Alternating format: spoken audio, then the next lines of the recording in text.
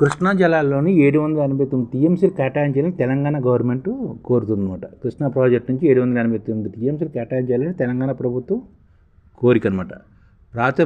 పాత ప్రాజెక్టులకు 299 టీఎంసీలు, నిర్మాణం ఉన్న ప్రాజెక్టులకి 238 టీఎంసీలు, కట్టబోయే వాడికి 216 టీఎంసీలు, తాగునీటి అవసరాలకు 36 టీఎంసీలు కావాలని ఈ విధంగా 789 టీఎంసీలు కేటాయించాలని బ్రిజేష్ కుమార్ ట్రిబ్యునల్కు తెలంగాణ ప్రభుత్వం కోరిందనమాట.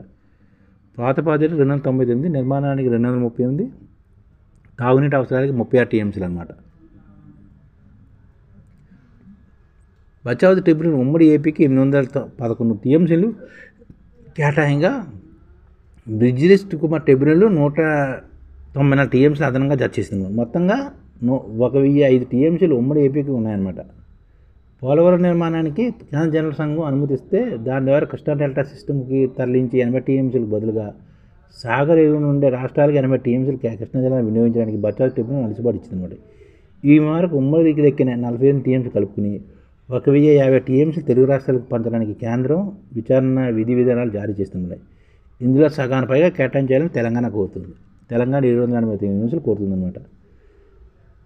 టీఎంసీల వారిగా కోరింది అనమాట. చిన్న నీటి పారుదలకి 89 టీఎంసీలు, సాగర్ ఎడమ కాలువకి 105 టీఎంసీలు, భీమాకి 20 టీఎంసీలు, జూరాలకి 17.8 టీఎంసీలు, తాగునీటి సరఫరాకి 5 టీఎంసీలు, పాకాల చెరువుకి 2.6 టీఎంసీలు, వైరా చెరువుకి 3.8 టీఎంసీలు, పాలేరు చెరువుకి 4 టీఎంసీలు, డిండికి 3.5 టీఎంసీలు, కోయిల్ సాగర్కి 3.9 టీఎంసీలు, ఆర్టీఎస్కి 15.9 టీఎంసీలు, మూసీకి 9.4 టీఎంసీలు, లంకసాగర్కి 1 టీఎంసీ, కోటిపల్లి వాక్కి 2 టీఎంసీలు, ఓకచెట్టు వాక్కి 1.9 టీఎంసీలు, నిర్మాణంలో ఉన్న ఎస్ఎల్బీసీకి 40 టీఎంసీలు, కేఎల్ఐకి 53 టీఎంసీలు, నట్టంపాడికి 25.4 టీఎంసీలు, పాలమూరు రంగారెడ్డి జిల్లాకి 90 టీఎంసీలు, డిండికి 30 టీఎంసీలు, కోయిల్కొండకి గండీడికి జోరాల వరదకాల నిర్మాణం జరగాల్సిందని వీటికి 216 టీఎంసీలు నీటిని కేటాయించాలని చెప్తున్నమాట. ఈ విధంగా 789 టీఎంసీలు కృష్ణా జలాలు తెలంగాణ కోరుతుందన్నమాట. అంటే ఒక్కొక్క ప్రాజెక్టుకి ఎంతెంత కావాలన్నది లెక్కలు కూడా చెప్పింది.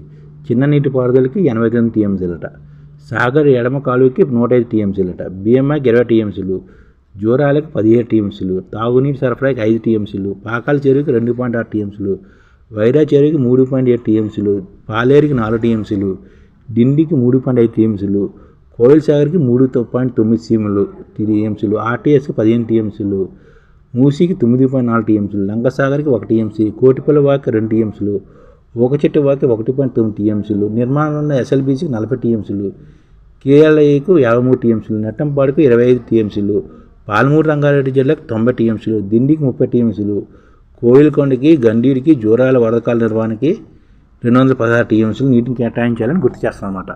ఈ విధంగా 789 టీఎంసీలు కావాలని చెప్తున్నారు.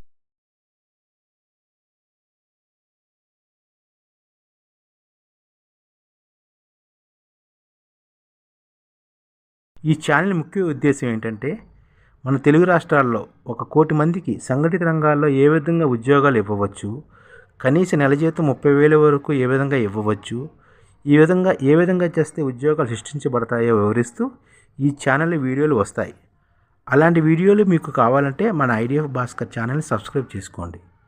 ఐడిఎఫ్ అంటే ఇండియన్ డెవలప్మెంట్ ఫోర్స్.